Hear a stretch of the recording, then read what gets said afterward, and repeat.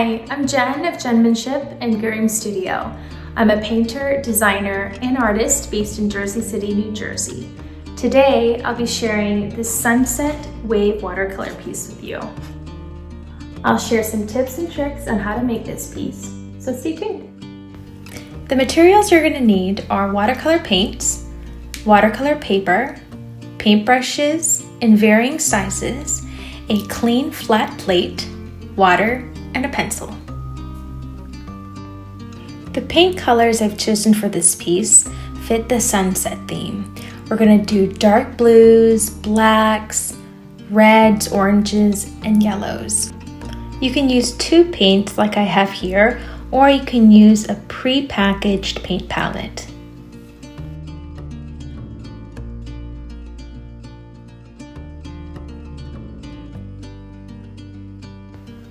After you've laid out all the paints, it's time to prep the paper. I've taken this long flat edge, it's just a piece of cardboard, and I'm going to make a small square within the center of my piece.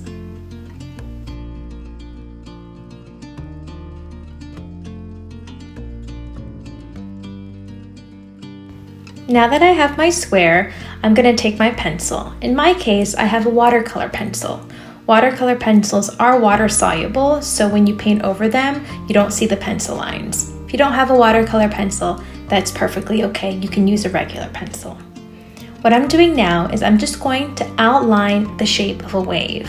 It doesn't have to be fancy. Any wave that you have in mind, just draw it out near the top of your square. Underneath the waves, draw a few light lines. These will help guide you when transitioning from one color to the next.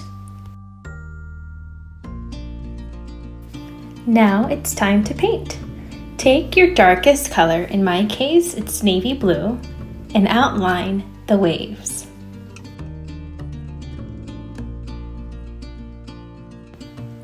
As you're outlining the waves, fill in the waves with the same color. Use a lot of paint and use a lot of water. It's important that this piece stays wet so you're able to blend it with the other colors. If you have a thicker brush on hand, feel free to use that as those hold more water. I'm going to add some black here to give my waves a little bit of a shadow and some depth. Give the bottom portion of your waves a good thick stroke of water with your thick paintbrush. You're ready to move on to the next color. If you want to see the watercolors blend, make sure each layer is wet before you move to the next color. This is called the wet on wet technique.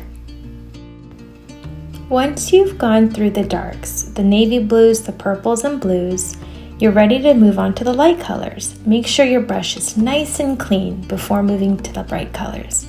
Start at the bottom with the yellow, orange, and then red. Leave a gap between the darks and the brights. Just use water and blend the two layers together.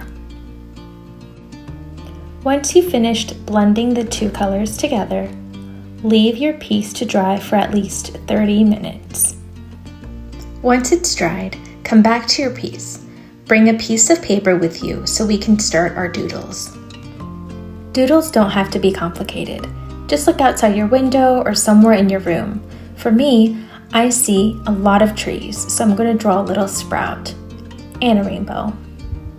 Maybe for you it's a sunny day or a cloudy day. Draw sun, clouds, a raindrop. For me, I also like these little silly designs. Random, but I like them, so I'll add them. Do the same for yours. Thinking about the sun also reminded me of the moon, so I'm going to draw a little moon and a little starburst. I don't know if I'm going to add all of these elements to my piece, but it'll give me some ideas when I'm ready to draw them. Taking your straight edge, create little rectangles within your piece.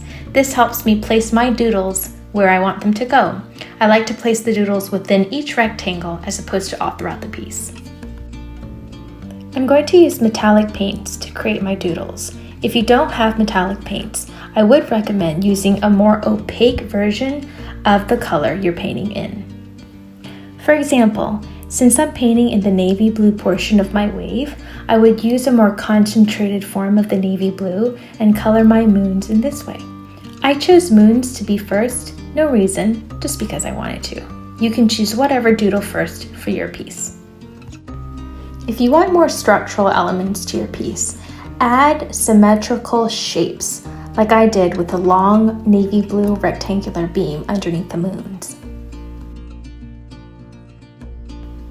Use the lines we created earlier as layers. You can layer on each doodle on top of the line for a more symmetrical look.